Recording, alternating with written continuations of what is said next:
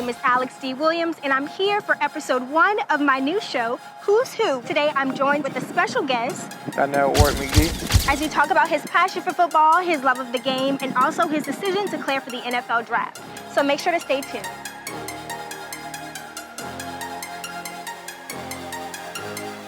So Donniel, talk to me about, growing up and playing football. Were you always an athlete? Did you play 2 sports, 3 sports?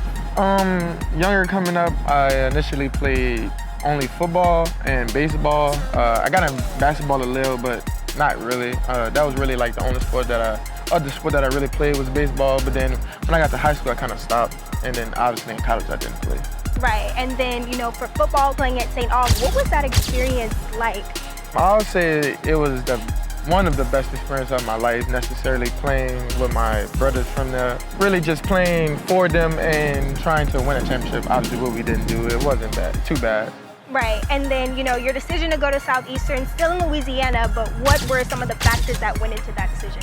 Like you said, being in Louisiana, being close to home, playing for a Louisiana team, and me and my longtime friend, Dante Carter, we made a decision together that we went to Southeastern, so that was one of the reasons. Okay, and then, talk about your experience at Southeastern. I know when you were in college, COVID happened, and so, how did that affect you playing? How did that affect you, on the field? Play at all? Honestly, it didn't affect me at all. Okay. The game was still a game for us. The games that we maybe didn't play with that many fans or anything, that didn't really affect because, they're in the stands, we're on the field, so it didn't really do too much. It did change a lot. The only thing that I will say was different was playing in the spring of 2021. That was the first time I ever played football in the springtime.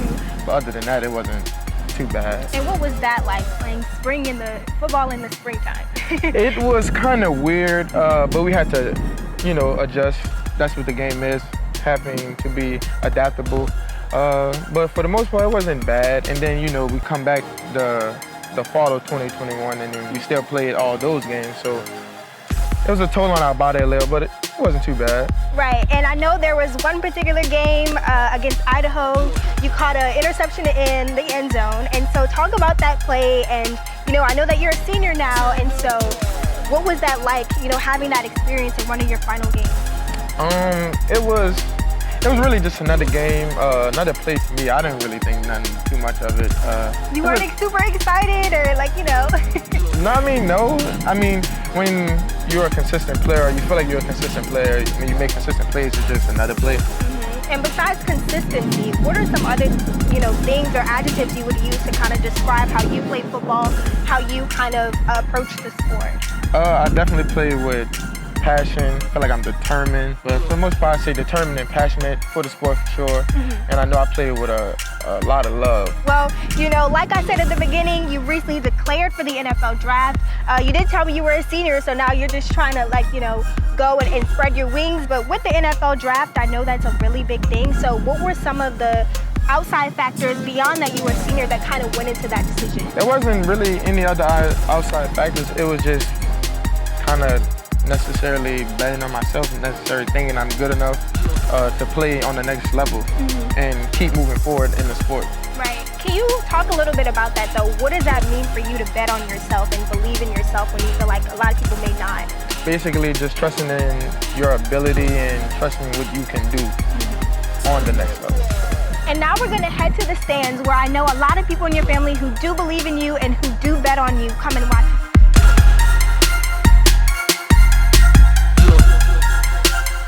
You're sitting in the stands, but you're usually the one on the field. And with the stands comes your family, your support system. So, how would you say your family has kind of really supported you throughout your playing career, just really helped you to where you are today? My family helped me a lot. For the most part, my dad always was at practices, even from high school. I also played at the Little League team under my dad and my parent. It's actually DJ Jubilee. So my family's been with me this whole way, and then high school, like I said, and then to college, my mom and my dad would travel to the games, whether home or away, for the most part. So, well, really more than them. I'd say it was like 15, maybe. So I probably have. Game? Wow. Yeah. For the most part, if it wasn't too far, I have Yeah, a really big support system. So they really do play a major part, and I feel like I had some of my best games, and they were there too. And how did that, feel for you, just to be out there and know that you have people coming to support you, driving, to come and watch you play? It really felt good. Also speaking with my fellow teammates when they tell me like, yeah, I don't have this person coming, or this person didn't show up, or they may not have as many people in general, what plays a big role. And just having family in the stands really plays a big part. And like, especially when you look up and they're there, it's like, yeah, that's something to play for. Right. Yeah. And throughout this process, you declaring for the draft, what was that conversation like with your family to, talk about that and talk about your decision? It was always a conversation throughout the whole process of college. And then when I came as a senior, it just happened. And then I just told them, like, it's kind of time. Yeah, it's time. Yeah, it wasn't really too much that had to be said. And then we just moving forward as of right now. Right, and what has been the response from just like your former teammates, your family, those that you grew up with, you declaring for the draft and them really supporting you? What is that response like?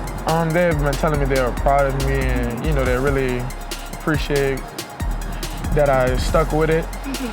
And really just glad that I'm still doing something positive in the world. Right, okay.